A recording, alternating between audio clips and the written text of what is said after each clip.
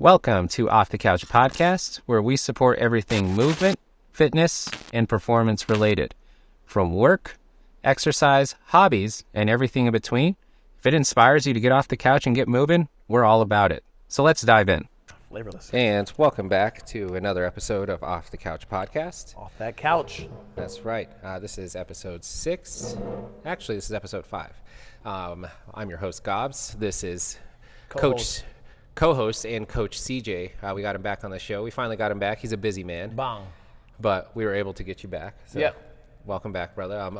Hopefully we can get you on some more of these. Yeah, I got to make some more time. Like I said, I'm a busy man, like you said. So, Hey, kids and all kind of stuff, so it never ends. kids, girlfriend, I ain't got no girlfriend. ain't got no girlfriend. the wife. He's like, what are you doing? Kids, wife, exercise, jobs, businesses. I'm going to be kids and the singles. We're going to be talking about girlfriend. If Lauren's listening to this, she's like, what the hell? Yeah, that's just me being ridiculous. We're trying a new setup here today with our lighting and such. I had one of our members, Burton, say that we need a better production with the lights. So we're trying something a little different. But if any of you are out there and you want to be our production manager, hey, hit me up. I'd love to chat with you about making this look and sound better. But for now, this is what you got. So Let me know how it goes. I don't get washed out in the background. I got this beautiful chocolate skin. Dark complexion. So, I don't want to be blending in with the background. Yeah, if you guys want to know more about CJ, go back and listen to episode 2, and you'll get to know a lot about him and some of the nicknames he had and stuff like that. It's kind of cool. You guys, this episode is brought to you by McDonald's. That's where this coffee's from. I'm kidding. It's not, but I do get a black iced coffee from McDonald's, and I put my own cream in it, and it's only $2. So if you're looking for a cheap iced coffee, go to McDonald's. That's the only thing you should get there. I don't get anything else. Unpopular opinion, McDonald's coffee's underrated. It is underrated, And it's cheap. Like, super cheap. And we have a McDonald's, so if you don't know where our gym is, the McDonald's right across the parking lot. Like, you could walk there. I could see it from here.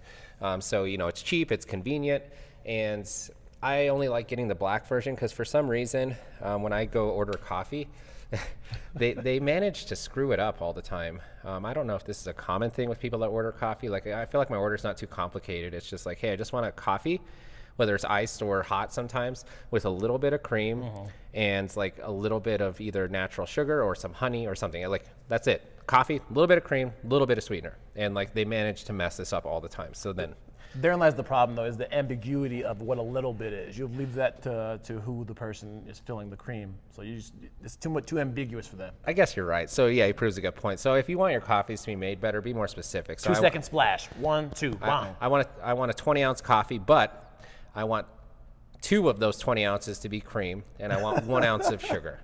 And then maybe you'll get it the way Now you you're want. bringing in math. They're going to get that wrong for sure. They're going to mess up. So what I'm getting at is I like to pretty much make my own coffee. So I order it black, and then I make my own stuff to make it the way I like it. Yeah, that's why I just get coffee at home. Yeah, or make it at home. It is a lot cheaper. I actually have been making a lot more coffee at home for that reason. It's not like to save money. It's nice to save the money, but it's more like I'm just tired of people messing up my coffee order. When you pay so much for it, too, to not have it right. Oh, it's Starbucks, not. the same coffee, an iced coffee is $4.50, like $4.50. Over at McDonald's, I just got it.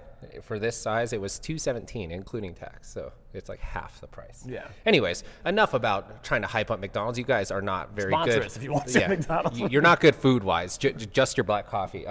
Also, you can see some of our other products here in the background. We have some X Endurance and SFH Protein. That's some good stuff.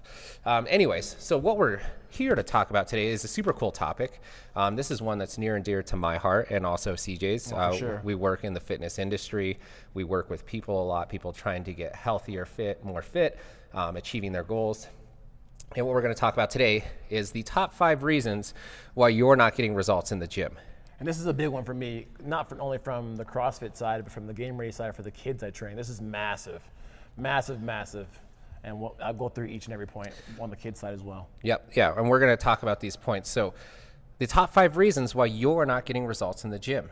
Do you work out? Are you not getting results? Or maybe you're not getting the results you want, or maybe you were getting results and you just stopped getting them, or maybe they never came. I don't know. But these are the top 5 reasons why we're not getting those results, or maybe how we can continue to get results. Yeah.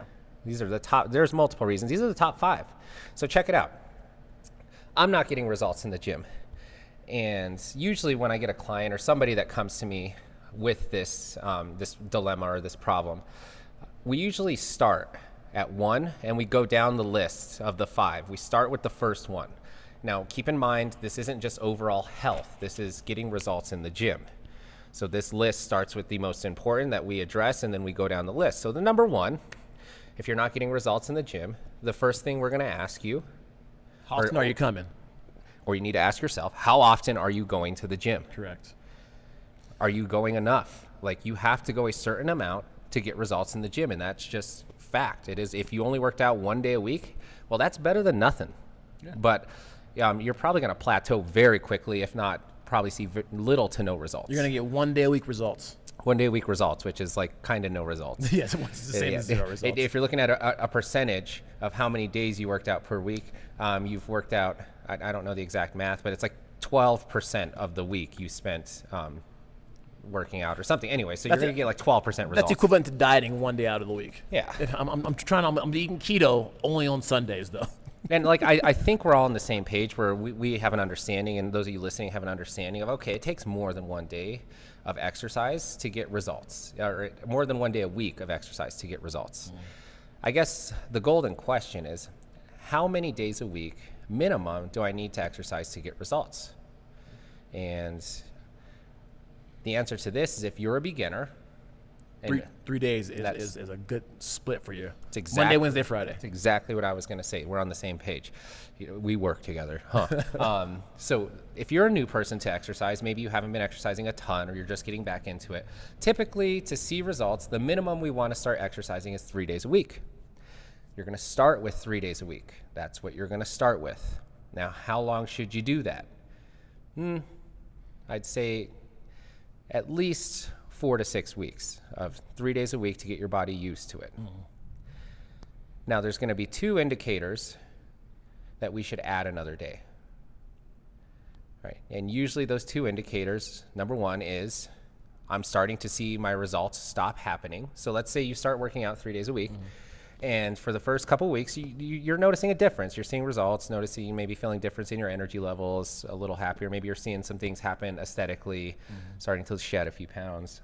Well, and your soreness isn't as crazy after a couple weeks either, right? So exactly, you start to get used to the volume of exercise that you're doing, so you get used to it. So there's usually like 2 indicators that it's time to add another day of exercise. And those indicators are usually, I've noticed that the results have kind of stopped coming as quick or maybe at all. I'm starting to slightly plateau. Or number 2 is what CJ was getting at, is my body feels less sore, my mind feels stronger, and I just feel like I'm ready to handle another day. Not that you're forcing it, like, you're not walking around like, oh, I'm so sore I could barely walk and my body aches and I'm losing motivation, but I'm just going to add another day anyways. That's usually not an indicator. that'd be premature. Yeah, that's premature. But usually those 2 indicators, you're starting to see results plateau or stop happening, or you've gotten used to the volume and you're like 3 days a week isn't really that big anymore. I can do more. We're going to start. Let's add another day. All right. So exercise frequency, it's at least 3 days a week. And then we're going to start to build up. Now we're at 4 days a week. And the same thing's going to happen with the 4 day a week thing. We're going to do that for a short period of time, 4 to 6-ish weeks, or until these indicators start to happen again. We start to see plateaus in results, or they start to slow down dramatically, or we recognize that we've gotten used to the volume and we can maybe handle a little bit more. What are we going to do then? Add another day. We're going to add another day. Right, Secret time. It's a secret. We add another day. We're adding another day of exercise, guys. Now, we went from 4, we're up to 5 days of exercise a week. This is going to be the golden zone for most people. Yep. So before we get too far into this, let's talk about, that 3 day a week split we mentioned, like Monday, Wednesday, Friday is a great split. If you go from 3 days to then going to 4 days, what would be a good split for somebody who's going from 3 to 4 days? Yeah, that's a great question. And so what CJ's getting at is like the 3 day split, very manageable, where you work 1 day, rest a day, work 1 day, rest a day, work 1 day, and then maybe take the weekend off. Now, where are you going to add this 4th day into that mix? And my recommendation is everyone's a little different, so we have to find what works for them. But my recommendation would be to add it in the beginning of the week or the beginning. So instead of having work, rest, it's going to go work, rest, work. So you're going to have 3 days of work, 1 day of rest, and then another day of work. And then you can take the weekend off. Yeah. And this is what we see a lot of our members do who are about that 4-day split, as they call Monday, Tuesday, Wednesday. Take Thursday off, which we're not recommending taking Thursday off. Whatever your split is fine. But they come Monday, Tuesday, Wednesday, and then they come again on Friday. Yep, exactly. And just like he said, whatever works for your schedule, just, that would be your split. So if your split happens to be, I can work out Wednesday, Thursday, Friday, take Saturday off and work out Sunday, whatever works for you. But, that's the split. So 3 days of work, 1 day of rest, 1 day of work, and then take the remainder 2 days off. Yeah. So that would be a way we can add another day of exercise in there. So this is a big one for me because I train kids as well, not just adults. But frequency is probably the biggest issue I see when it comes to kids and getting results. Like most of the teens that come to me, and usually the parents come to me like, hey, my kid needs to gain size. They need to get more explosive. They need to get faster. It's like, okay, like have them come work out with us. And everybody's all gung-ho about it. And I see the kid twice. I see him on Monday and I see him on Friday. And it's like, well, I've been skating, coach. Like, okay, that's great, but are those going to make you stronger? Are they going to make you faster? Are they going to help you with the goals that you've set for yourself? No. 2 days a week is not enough. Frequency is the king when it comes to kids, especially because most teenage boys I'm talking about especially, you're full of testosterone. It's almost like you're on steroids. It's so not fair. So all you do is show up 4 days a week, and you're going to get crazy results. It's not even fair. Like I would kill to be back at teenage CJ and be able to get the results that these kids are getting nowadays. Oh man, it's pretty much like taking performance enhancing drugs when you're that age because of your hormone level. And teenage boys have a much higher level, but even girls go through it similarly too, where they're going through puberty and like the hormone levels are just through the roof. And like, man, that is the time to up that frequency and get some really good results from your exercise that will stick with you for the rest of your life. Yes. So exercise frequency, we see that happens to be a big problem, or maybe the first indicator for people when we're not getting results in the gym anymore. The first thing I'm going to ask you, or that anyone should ask you, is how many days a week are you exercising? How much you been here? And if the answer is less than 5, then we need to address that and be like, okay, how can we get you up to 5 days a week? Now, the 5 day a week is the golden zone for most people, but everyone's a little different. Some people can handle 6 days. Some people can handle 7. Like you hear stories about famous CrossFitter Rich Froning, like they say he never took rest days or anything, and he's an amazing athlete. The thing that we're trying to get at here is everyone's a little different when it comes to that 5th, 6th, 7th day, but we, for the general population, want to get you up to 5. Yeah. If you can handle that 6th day, maybe we can do a 6th, and if you're really insistent on the 7th, maybe we can throw in a 7th, but our goal is just 5. Let's see how we feel with 5. Let's see how our body reacts with 5. Let's see the results we start to get with 5. Now, when it comes to exercise and results, frequency is the number one we ask. And let's say you're at 5 days a week. Okay. And you're still not getting what you want. And you're still not getting what you want. You're like, coach or CJ, I'm working out 5 days a week. Like I'm in the gym 5 days a week, and I'm still not getting the results I want. So as coaches, we're going to now, frequency is not the issue. We've identified you're doing it at least 5 days a week. Frequency is not the issue. Let's go to the next one that might be causing you issues in getting results. And number 2, which is the next most important one. Nutrition. What are you eating? What the hell are you eating? Yes. Are you trying to eat the same diet you've always eaten? Are you eating fast food 4 to 6 days a week? Are you eating cheeseburgers? What are you putting in your body to fuel your body? That's going to, to keep you from getting the results you're looking for. Is it the proper nutrition? And this is a big one. This is huge. And like overall health-wise, nutrition would be more important than exercise, but we're talking about getting results in the gym. So this is the second most important. And it is very important. And a lot of people mess this one up as far as like, we see this mentality that's like, and you hear it all the time, like you can't outwork a bad diet. And the thought process behind that is some people that exercise think that if they just work out enough, like a lot, that they can just eat and drink whatever they want. These are the people who are counting calories when they work out. Don't be the person who cares how many calories you burn in a workout, because that's not the goal. The goal is not the calories. The goal is the adaptation. So don't count the calories. The calories you burn doesn't matter. All right, it's about what kind of calories you burn and the adaptation. So that's way deeper of a conversation, but yes. Yeah, and that absolutely matters. And that's, we could have a whole podcast on nutrition, on all of these actually. So we're going to touch on them, but not try to go too deep into them. If you guys want to go deeper, we can do another one, or ask questions in our comments. We can always try to answer those, or do another podcast on your questions. But nutrition specifically, when you're in the gym and you're trying to get results, most people, not everyone, but most people usually have a specific idea of the results that they want. And the keyword there is specific.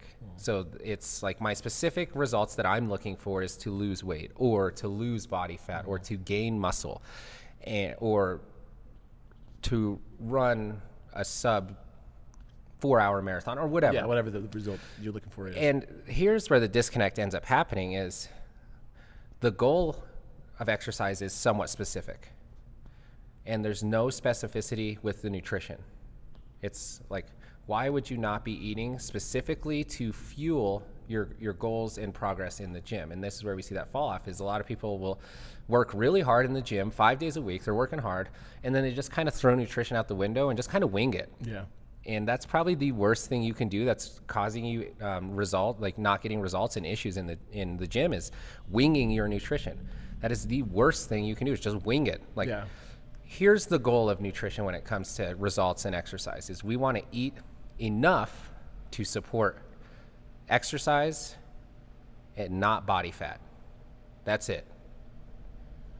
Now, in between there's some different things. If you're trying to gain muscle, certain amounts of protein and stuff, but we want to eat enough to fuel our workouts, but not to put on a ton of extra weight. Yeah, and there's actually a principle that applies to both the frequency and the nutrition. It's the SAID principle. It's any kind of strength conditioning coach can tell you is specific adaptation on imposed demand. So you will get the adaptation that you are looking for based off the demand you are putting on the body. So that's from a frequency standpoint. So exercising more often, you're going to get a body that can sustain that. And nutritionally, if you're eating the things that will help you grow muscle, or help you lose weight, or help you get the metabolic adaptation you're looking for, you're going to get that. If you eat outside of that, you're going to get that adaptation as well. So if you're eating greasy hamburgers every day, you're going to get the adaptation of that body that continues to eat greasy hamburgers every day. And if you really want to simplify nutrition, it can be as easy as macros, where it's like, what we need to ensure is that you're getting the right amount of macronutrients every day to fuel your exercise, to help your recovery, and to help you get to your goals. And it can be as easy as macronutrients, where I just need to make sure that I'm getting enough carbohydrates to fuel my workouts and recover, enough protein to recover and build muscle, and enough fat just for overall health, good brain health, and maybe longer sustaining exercise fuel. But I need to make sure I'm getting enough of these macronutrients to get the results that I'm looking for. There's a right way and a wrong way to do that. Yeah. You can simply just do if it fits my macros, where you can, I hate this, by the way. All you can eat is Pop-Tarts all day long because it fits your macros. So, hey, it fits my macros. I need the carbs. I'm going to eat Pop-Tarts. Yeah, so you're like, like let's say me, for example, average, I eat about 180 grams of protein a day, 300 grams of carbs, and like 80 grams of fat, somewhere around there. That's about my macros on a daily basis. Now, I can make Pop-Tarts fit my macros. I can make donuts fit my macros. I can make a piece of cake or ice cream or whatever fit those macros. You can do that.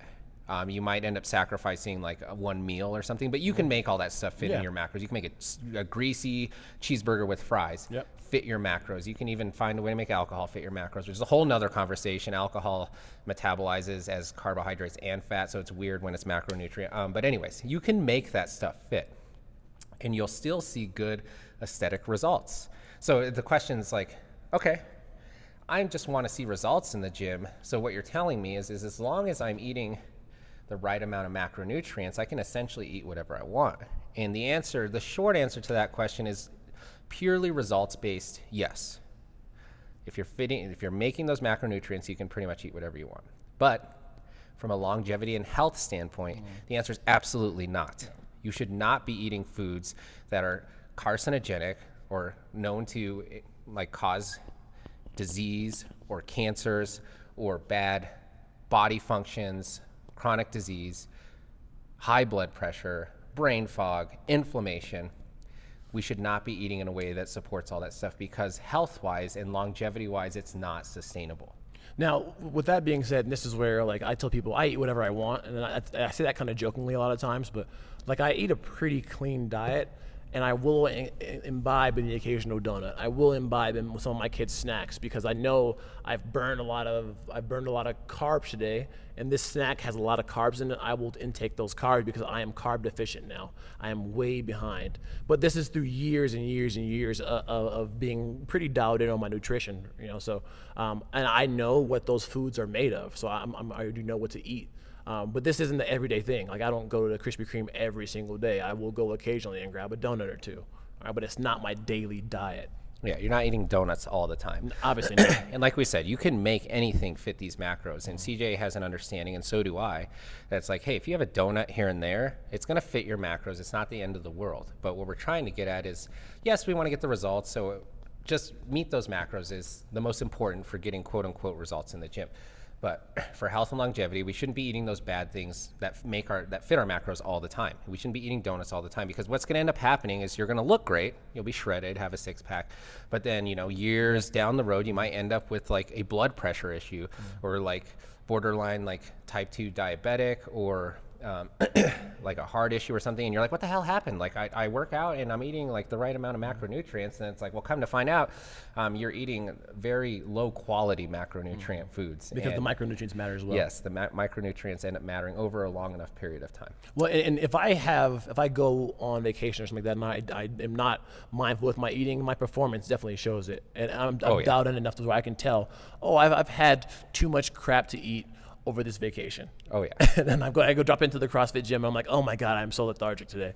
And it's because I've eaten like trash. Oh yeah. Yeah, and if you want to see exercise performance like really, really decline, just eat and drink like crap and go work out the next day and you'll feel it. So personally, I've trial and error. I've learned a lot of this by doing things.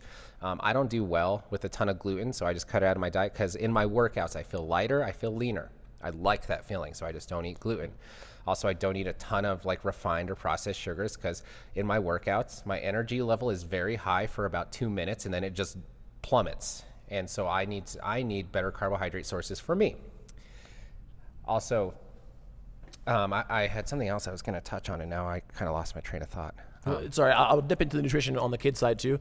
This is a major one for the kids. Like the biggest thing, if you're working out 4 to 5 times a week, the biggest thing you need to focus on is eating enough protein. You're going to find your way to get enough. Say it louder. You're gonna find a way to get enough carbs and fats in. That's not a problem. You guys are gonna eat like teenagers do.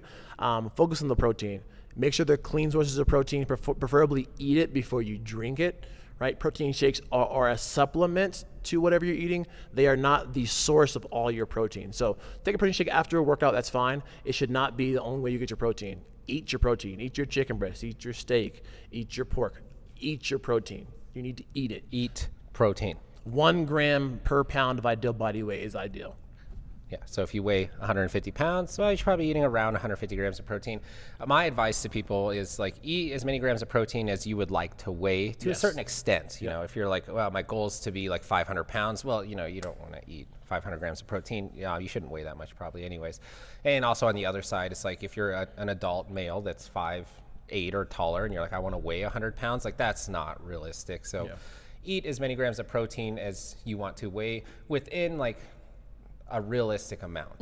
Like, so, if I weigh, right now I weigh 190 and maybe my goal is to weigh 170, then I should be eating like 170 grams of protein a day. For most of the, hockey players that I'm talking to, or football players, or whoever else out there is listening to this podcast from a teenage point of view, those of you guys who are typically like, you come in, you weigh like 110 pounds. You're like, hey, if I want to make it to the next level, I need to be 145 pounds. Well, you need to start stepping your way towards 145 grams of protein a day. It doesn't have to be right now, but go from 110 grams of protein to 125, to 135, to 145, and sustain that. Your body will respond. Your body will respond. And this is a big one that I get with people too, is like once we give them these like goals or these macronutrients or this protein goal, a lot of people are like, oh my God, that's so much food. Like that's way more than I currently eat. And like, yes, it is. Exercise frequency is hard. eating for a goal is also not easy, as far as like sometimes you got to eat things that maybe aren't what you exactly want to eat. Maybe you want to have the donut and cheeseburger, but instead you choose the chicken, rice, and broccoli. And so it's like, okay, well, that's already a sacrifice. And then maybe another sacrifice you need to make is like, maybe you need to eat more. But the cool thing about this is your body will adapt. And over time, like CJ said, if you work your way up, you'll get used to eating more food. What does CT Fletcher say about dieting? I love CT Fletcher, by the way. I'm very much the type of mindset that's like, I don't care about excuses and BS. Like, you know, whatever people say, the reason why they can't do something, it's like BS, it's just an excuse. But CT Fletcher says, he cusses and like, I don't curse, but he's like, you don't eat that shiz for it to taste good. You eat it for the results, mother effer. So shut the F up and eat it. Correct. And it's like, hey, there's a level of that if you want results in the gym. There's a level of that that's like, hey, just shut the F up and eat it. Well, you need it. Yeah, when it comes to like, you know, like again, protein shakes, kids are looking for like the perfect tasting one. They're not gonna taste great. Just drink the protein shake. Yeah, just drink it. Just drink it. Shake it up, sludge it down. It's going to be a minute of your day. Just do it. Like, do what it takes to get the results you want. I had an Instagram post about this a while ago. Just do what it takes. The results you want, don't care about what it takes to get there. Just do what it takes to get there. Yeah. Like, if you do what it takes and are consistent, you'll get the results. But you got to be honest with yourself. Are you doing what it takes? And us as coaches, me and CJ, between the two of us, have like 25-ish years of coaching under our belt. And we know when people aren't doing the right stuff. So if you come to us and you're like, Coach, I'm doing everything and I'm not getting results, we can look at you and immediately be like, no, you're not. You're not fooling me, bro. Then we're going to go down the list and figure out what it is that's causing this issue. You're not fooling me. Number 2 is nutrition. And in a nutshell, you just have to make sure you're getting enough macronutrients to fuel your workouts and to recover properly. This is a great segue into our next one. So your first 2 that we're going to address if you're not getting results in the gym is your exercise frequency. Are you working out enough? And nutrition. Are you Number eating 2, the proper things? nutrition. Are you eating them frequently enough? How's your nutrition? Number 3. Sleep and recovery. Ugh, another big one. And this is a rough one for me because I probably don't get enough sleep either. So Another big one. I do my best, but I don't get enough sleep. I can tell you that. Like I'm probably supposed to get between 8 and 10. I get 6 to 7 most days. Let's talk real quick about sleep before recovery. Sleep is a part of recovery, but sleep specifically. If sleep was a substance, it would be a banned substance because that's how good it is for you, and especially when it comes to extra results from exercise. The most muscle protein synthesis happens when you're asleep. The most natural release of your body's good hormones that help you get results, and that natural HGH, testosterone, happens when you're asleep. Sleep is literally one of the best things you can do to get results in the gym. Like, it's not like one of the best, like it is a necessity to get results in the gym, like to a certain extent. Now, how much sleep should we get? For the general adult to get results in the gym, you're working out 5-ish days a week. Our recommendation is 7 to 9 hours a night. 7 is the low end. 9 is the better end. If you can get 9, that's just better. And your body's going to know a difference. Like you're going to feel it in the gym the next day. They have a member, Paul, who like sleeps like a rock, and he goes to bed early, and you can tell in his body he gets results because he's dedicated to getting the sleep he needs. He gets great results because he prioritizes sleep. Sleep is also a priority of getting results when it comes to exercise. So I understand as adults, we have lives, we have kids, we got businesses, we have wives who I might have called a girlfriend. I ain't got no girlfriend, but I promise. I promise. We have all this stuff happening, but if we're not getting results in the gym and we're doing the frequency and the nutrition right, the next one to address is sleep. We got to get that sleep, and it's got to be at least 7 hours a night. 6 would be, that's just asking your body too much. That's like driving 200 miles and only putting 180 miles of gas in your tank. And just hoping for the best, baby. Yeah, you're just hoping for the best. Maybe there's a couple downhills we can put in neutral and coast. Let that thing coast. And maybe we'll make it. And you can get by like that for a little bit, right? But like you're not going to maximize performance that way. You're not going to maximize your gains. You're not going to maximize recovery as a whole. Again, you can get by. You can do that for a little bit. And I say I get like 6 to 7 hours of sleep. This weekend I was getting way more than that. I was getting closer to 8 to 10. Like you can get by on that for a short period of time. When your kids are babies, you can get by on 6 hours of sleep. But it's not optimal for performance. No, and that's what we're getting at is results and performance. If you're the person that's like, well, I sleep 5 hours a night and like I manage to function, Yeah, but are you functioning optimally, and are you continuing to get results in the gym is the question. And the answer for 99% of everyone is probably no. No. You know, we're addressing this number 3, this sleep, because we're doing exercise frequency enough. We're getting our nutrition good enough. Now we're addressing sleep. Well, if I have a client that's like, hey, I'm not getting results anymore, and they're doing the first 2 right, and then I talk to them, they're like, hey, I average about 5 to 6 hours of sleep a night. I'm like, well, there's our culprit. Yep. Guess what my recommendation is going to be for you to start getting results again?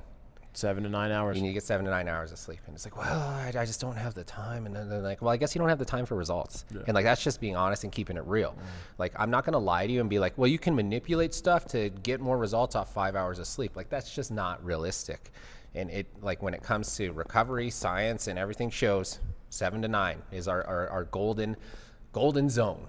So if you're not getting 7 to 9 hours of sleep, you're doing the first 2 right, and you're wondering why the results aren't pouring in, let's get you some more sleep. If you want to know how important sleep is from a holistic standpoint, not holistic, from a whole body standpoint, there's a podcast, Joe Rogan Experience, with, I'm going to say his name's Matthew Walker. He's a sleep doctor. He only studies sleep. Listen to that. It's like a 3-hour podcast, and they talk about sleep the entire time. It's a great podcast. Yeah, sleep is like, there's a whole nother podcast we could do about it, but go listen to that one. Yeah. Plugging you, Joe Rogan. You're welcome. Give us some money. About like sleep etiquette, and there's, sleep hygiene, quote unquote, and how to optimize your sleep and how to train your body to get the best sleep. And there's things you can do for that to set yourself up for success, not looking at blue light or screens 90 minutes before bed, getting your room as dark as you can, having it the right temperature. There's a lot of different stuff that goes into that. So yes, get your sleep, and then also you can start looking into sleep etiquette to help get better sleep. Yeah. The next one that goes with number 3, so sleep, is recovery. So sleep is a part of recovery. It's a very important part of recovery. But like 80% is what I would say of recovery. Yeah. But it's not the only part of recovery. Recovery means things that you're doing to help your body recover from activity. And this could be as simple as, now that we've talked about sleep, stretching, foam rolling, smashing your muscles or getting a muscle massage, sitting in the sauna. Anything you can think of that's not doesn't involve super high heart rate workout stuff that is treating your body will help you recover. Yeah, like slow movement, walking. Yes.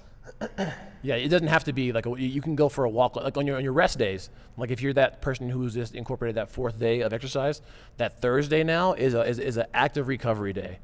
You can go for a walk with the family, walk the dog, 45-minute walk. It doesn't have to be high pace. That's going to be great recovery for you. Get that blood flow going a little bit. Let those muscles recover from what you've done to them earlier in the week. And the issue here is, for most people, is if we're exercising 5 to 6, 7 days a week and our nutrition is good, we need to recover enough to support that exercise. And that is the goal of sleep and recovery, is your body is recovered enough from the previous session to maximize results and intensity in the next session. When you're under recovered, what you've done is you are now not able to perform at the level you would in your next workout if you had gotten better recovery. So now your intensity and that workout suffers, which means your results overall will suffer. You're digging a hole that you can't get yourself out of. You're like trying to ice skate uphill, essentially. I've never tried it, but the term I've heard, I ice skate, and it's hard as hell. So it's hard enough on a flat surface. Uphill would probably be very hard. And what we're getting at is that, yes, it would be very hard to continue to get results in the gym when your recovery is crap. And again, this goes back to that SAID principle, specific adaptation on imposed demands. If you don't recover properly, you're not telling your body it needs to recover. So it's not going to prioritize the recovery of the muscles. The theory of muscle growth happens. Small tears, recovery. Small tears, recovery. If you're not giving it time to recover, it's not going to grow. Muscles aren't going to grow. That's exactly right. If you're not recovering well, and if you're not feeding yourself enough and then recovering enough to recover from your workouts, you're not going to see results. You might plateau, or you might start to see negative results, which is also a big red flag in the gym that people freak out about.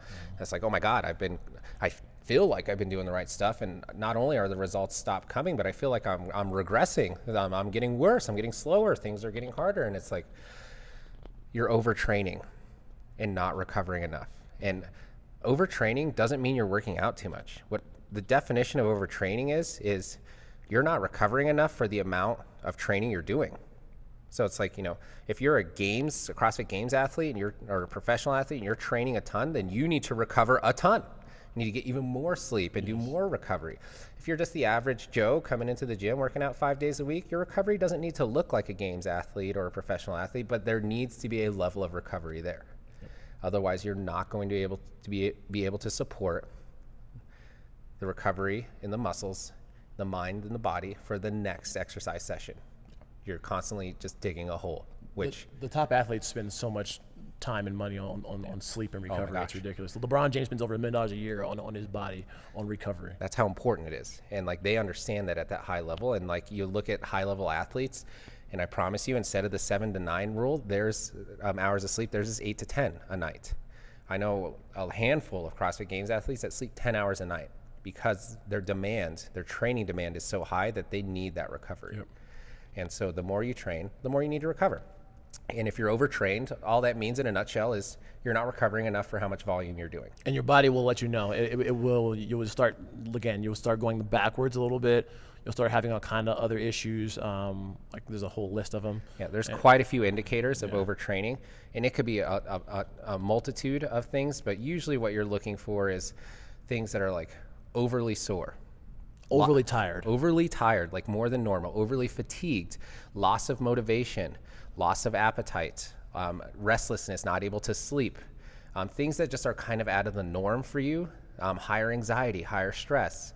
A big one for me that I noticed for me is just loss of motivation. And don't get me wrong, I'm not always motivated to work out, but what I mean is loss of motivation is in like my normal mindset is like, I love exercise.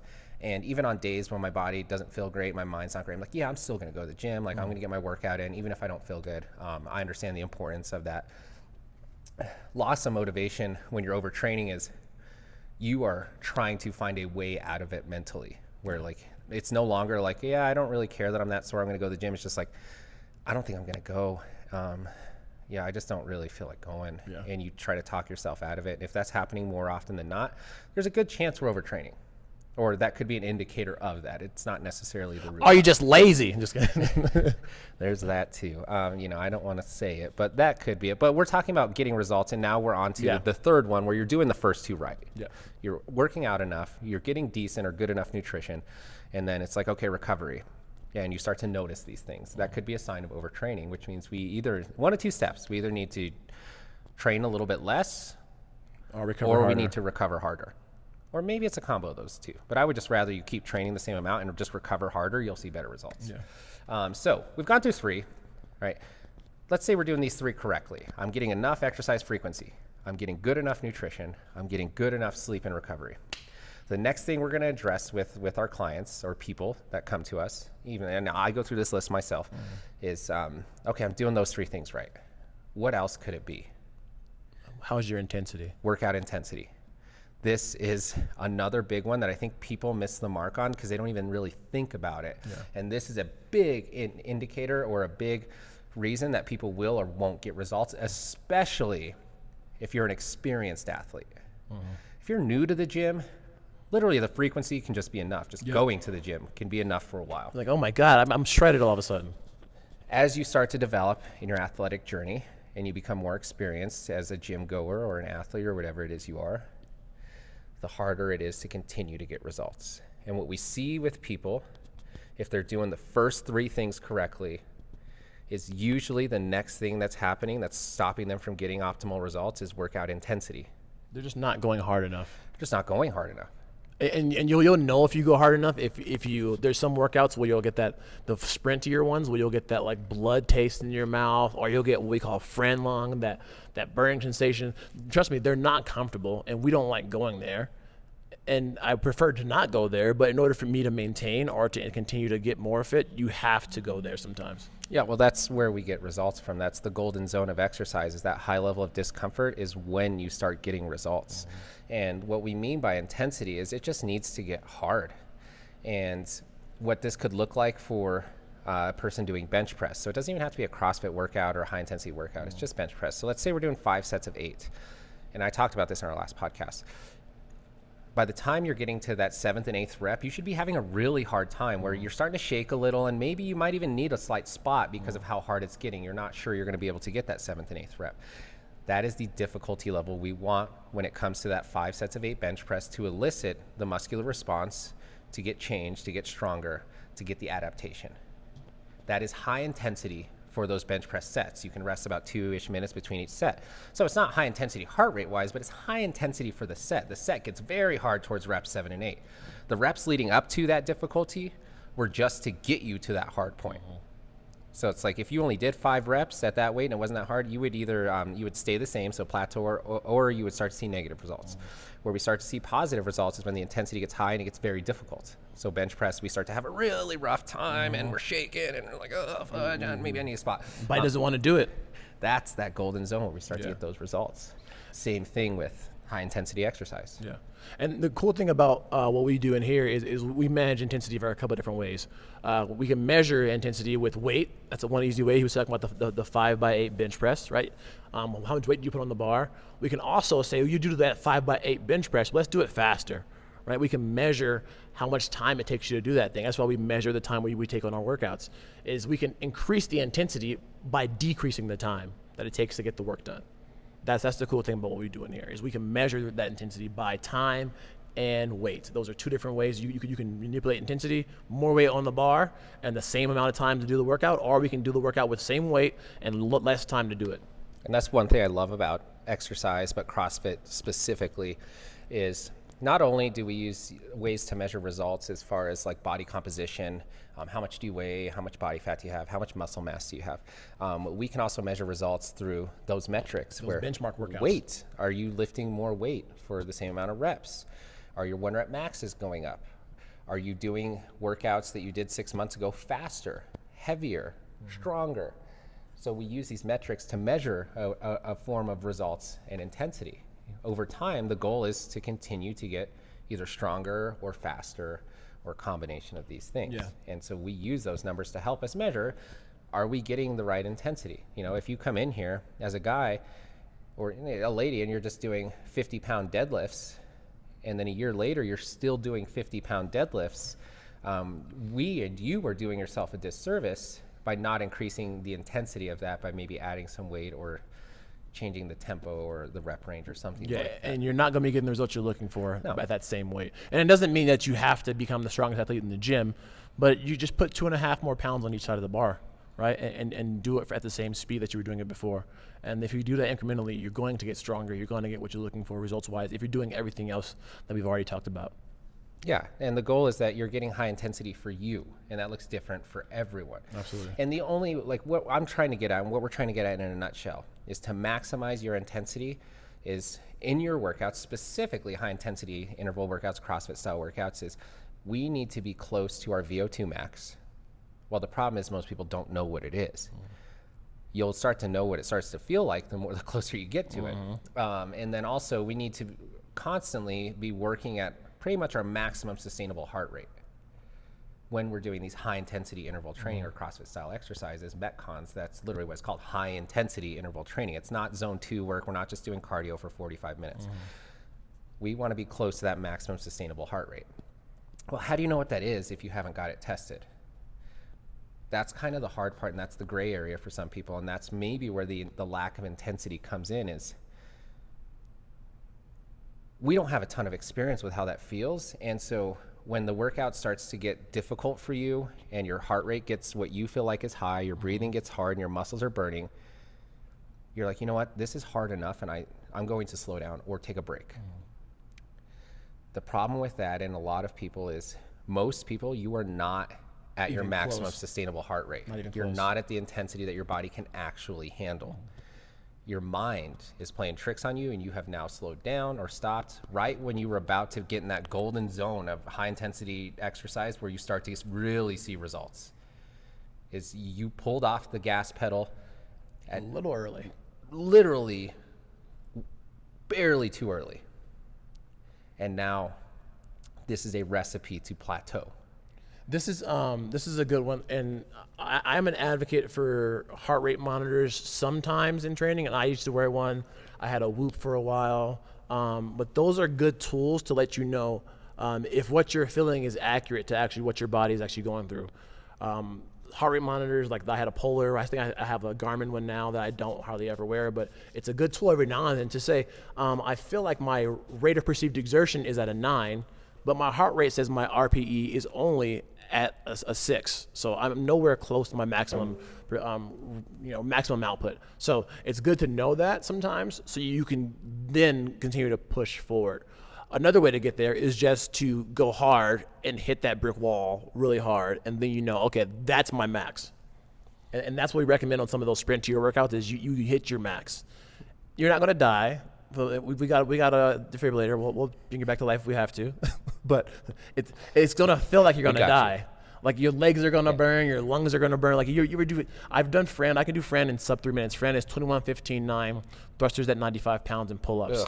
It is one of my least favorite workouts because the intensity is so high for those 3 minutes or 2 minutes and 40 seconds that it will just burn for the next 2 days because the intensity is so high. It's rough, and I that's a perfect example of intensity that I will tell people is like one of the most intense, hardest workouts I go through is less than 3 minutes. And for people that don't understand the intensity in the CrossFit realm, they're like, that doesn't sound like you could get a good workout in 3 minutes. And you're like, it's literally, I'd rather do other workouts that take an hour compared to the way that workout feels because of how high the intensity is in that workout and how long it is uncomfortable or hurts, whatever, afterwards. And that's like, man, the intensity is just so high.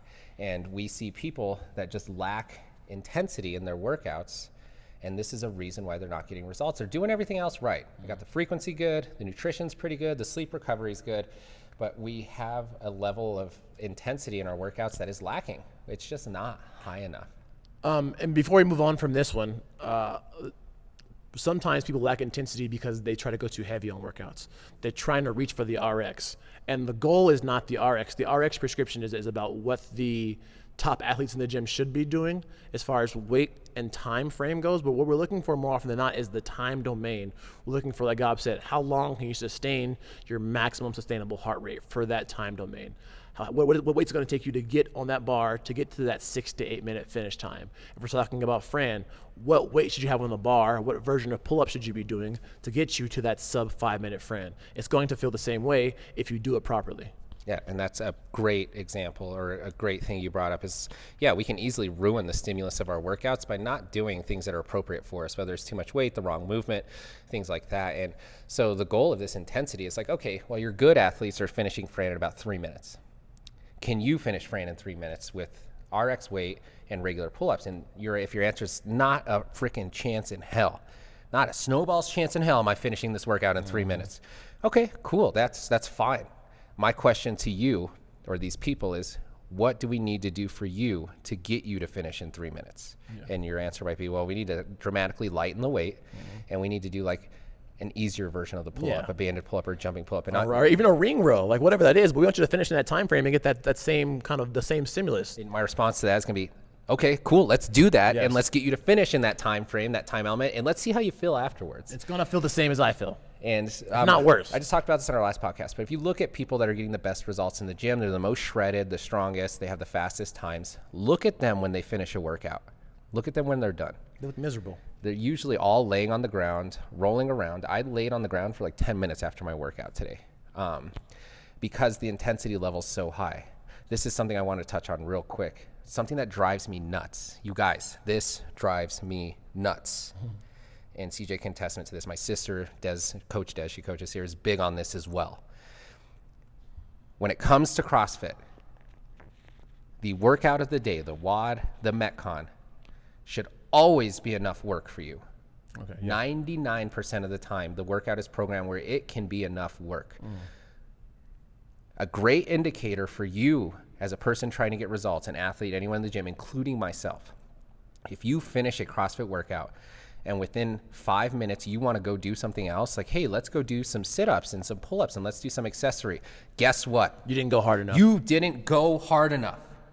Holy crap. This is a big one to me. That's like, if you're ready to do more work after one of these workouts, you didn't go hard enough. You just lost intensity.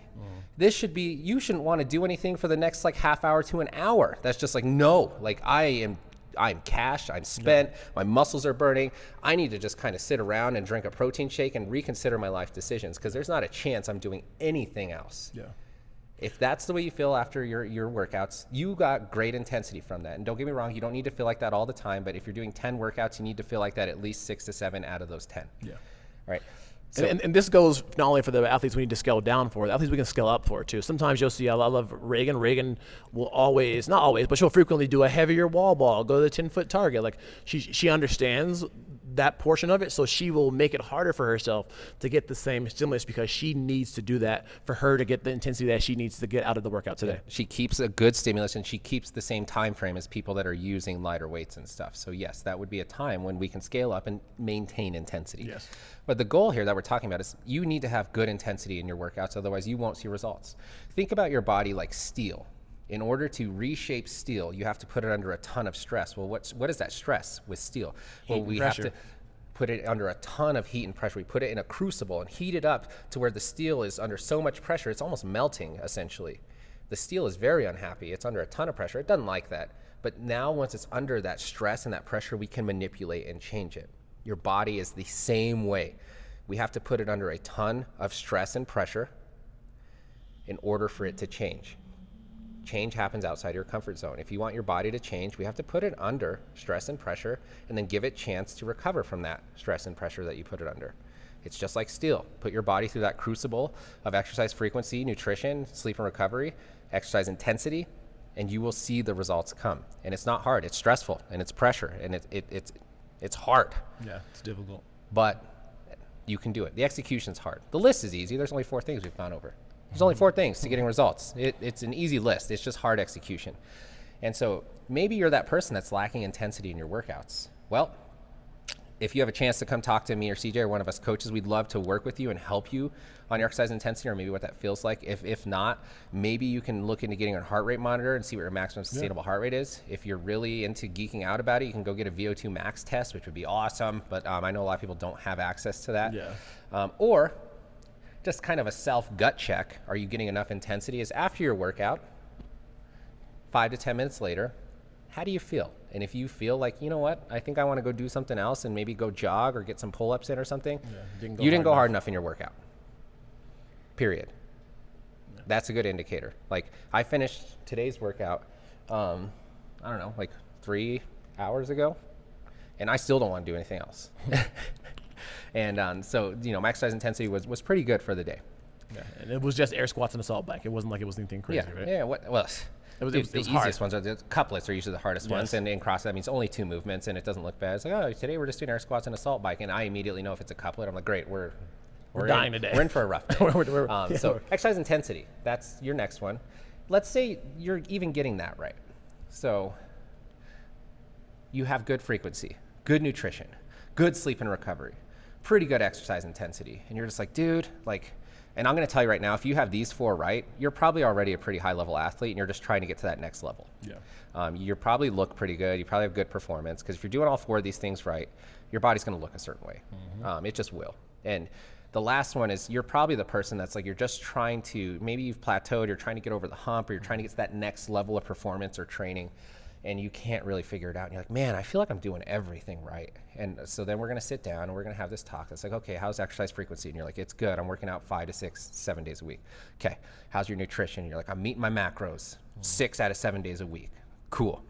How's your sleep and recovery? Like, I'm averaging 8 hours a night.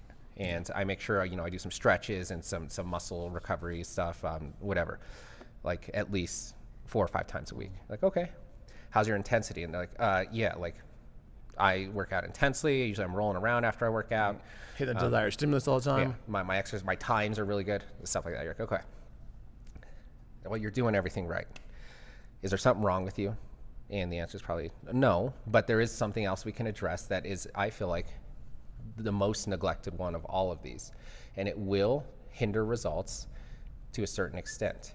And this one is mindset. Yep. How's your mindset? This can actually hinder results. It's not just about putting in the work, it's about the mindset. It's the mind-body connection. Our mind, our brain, the way we think, can convince our body to release hormones, good or bad. And I'm a perfect example of this. I am a person that lives with a high level of anxiety. And anxiety is pretty much your body tricking itself to thinking there is a threat when there's no threat.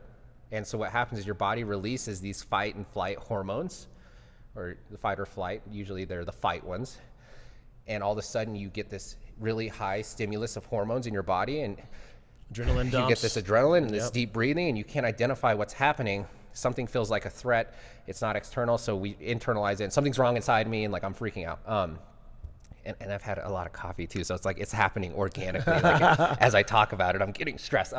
And so the mindset can really affect what's happening in our body, both physically and mentally, obviously. As far as mindset goes, if your mindset is just not right, like if it's just overly negative, if you feel like if you're that person that's telling yourself, I have to go train, that is a toxic, bad mindset that's probably going to hinder your results. If you're like, I have to do muscle ups today because I need to work on it because I'm trying to be competitive, I have to do back squats, this is a toxic mindset. Sorry. The mindset that we should have is more, I get to or I want to because I understand the results it's going to bring. It doesn't mean enjoy it. It doesn't mean you have to be laughing and jumping for joy when you're doing, sets of 10s on your back squats. That sounds really not great, but it's going to give you good results. It just means that we want to get ourselves in a mindset that's going to support the results that you're going to get.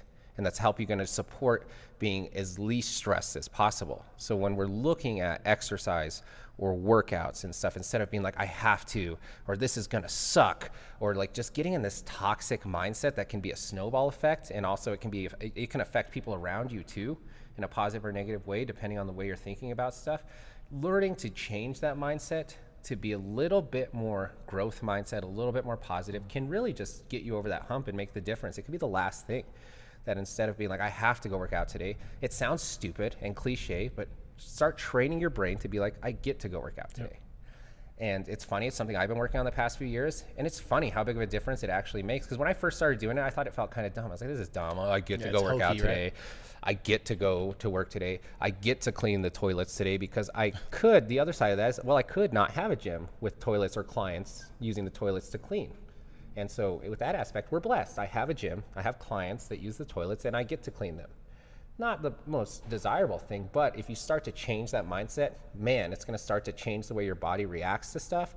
It's gonna start to change your stress levels, and before you know it, you're gonna start to enjoy things more, and you're gonna start to see better results. And it's just that mind-body connection. I would also tie the mindset back into the intensity portion of it too, of the workout, like making sure you go into workouts with a plan of sorts. Don't just go in and just see what happens. Go in with a plan and tell your mind like, hey, I'm going to do sets of 10 today on my toes to bar. I'm going to do that. It may be at the slight detriment to my workout a little bit, but I'm going to get better at toes to bar today. So I'm doing sets of 10 or I'm doing sets of 5. I'm not going to get myself to a place where I panic and just do whatever it takes to get to the workout. That's a bad way to do it, right? Set your intention with your mindset before you get into the workout and stick with that. When I was a little bit more aggressive about becoming a competitor, I would tell myself like, you're going to be the best in the gym today. Like it sounds stupid, but I would come in and I would say, I'm going to be the best in the gym today, and I'm going to suffer better than everybody else today. And I got so good for that year that I did that. Like I got so good so fast. It was ridiculous. And literally, that's like a testament. You didn't change too much of what you were physically doing. You were probably prior to that working out the same amount, but it was literally just that mindset shift of telling yourself something like, I'm going to do this. Yep. I'm going to suffer better than everybody else today. It was that mindset shift that made all the difference. And he was already a pretty high level athlete probably, and then it got him over that hump. It was like that, the icing on the cake, the cherry on top. Yep. That was like, finally, we're starting to see things change again. In mindset, it can be a big deal, and it can make or break you. If your mindset's negative for long enough, it can ruin everything, and you can eventually fall out of. This is how people get burnt out, fall out of training and stuff like that. Yeah, it becomes a job. The training becomes a job, and it doesn't need to be a job unless it is your job. But then even that, you still need to change your mindset around it and making sure, hey, I'm so lucky that I get to train as a living. Yeah, I get to do this as my job. Yeah. Like, you have to find a level of enjoyment, which doesn't mean, yes, every workout or every session you're like jumping for joy, blah, blah, blah, blah, blah. But you need to find a level of enjoyment in there. Somewhere in there, we find that level of enjoyment that's just going to help that mindset be more positive.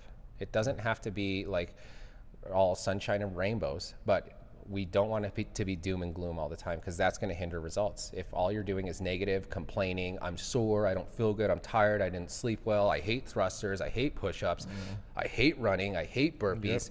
This is a toxic mindset that's going to lead you down the road of plateauing or getting no results to a certain extent. So the goal is, like, lastly, we're doing everything right. We got frequency in, nutrition's good, sleep and recovery's good, intensity's good. Last thing is, like, let's focus on mindset. Yeah, that's the and last thing. It's also the hardest one to work on. Yeah. So it's like, if you're looking for results in the gym, maybe you're not getting them. Let's go down the list. Let's see what we can do for you. How's your exercise frequency? Well, let's get you up to 5 days a week. How's your nutrition? Well, let's get you at least meeting those macros that we need to meet. How's your sleep and recovery? Well, let's get you recovering enough to support your next workout session, and let's try to get 7 to 9 hours of sleep a night. How's your intensity? 6 out of 10 sessions, 6 to 7 out of 10 sessions, it should be very high, and you should feel like you don't want to do anything else after you finish that exercise. It was that hard. And lastly, how's your mindset? Are you hindering your results with the way you're thinking, or are you having the growth mindset, helping things get better? That, and again, all this applies to my teen athletes as well. Go through those things. If you're not getting what you want out of the things you're doing, you need to change up what you're doing. You need to start coming to the gym more often. You need to be eating better. You need to be sleeping better. You need higher intensity in your workouts, and then change your mindset around training. That's, skating on the ice as well. So people are coming knocking at the doors. Also, we got to get this thing off. So we have a class starting in 10 minutes. We're going to get off these stools and off the couch, and we're going to let these clients in. They're knocking. I got Sarah in the front, and I think Kevin's in the back knocking. Let us in. So they're coming to work out. So thank you guys so much for tuning in. CJ, thanks for joining us. Hopefully we can get you back on here again soon. We hope you guys liked what you heard today. If you do like the content, make sure to like and subscribe. Share this with your friends.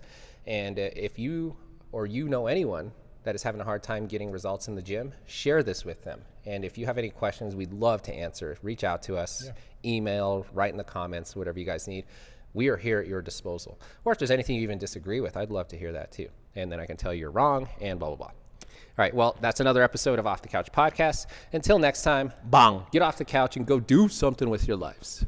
Thank you for joining us for this episode of Off the Couch Podcast. Don't forget to like and subscribe.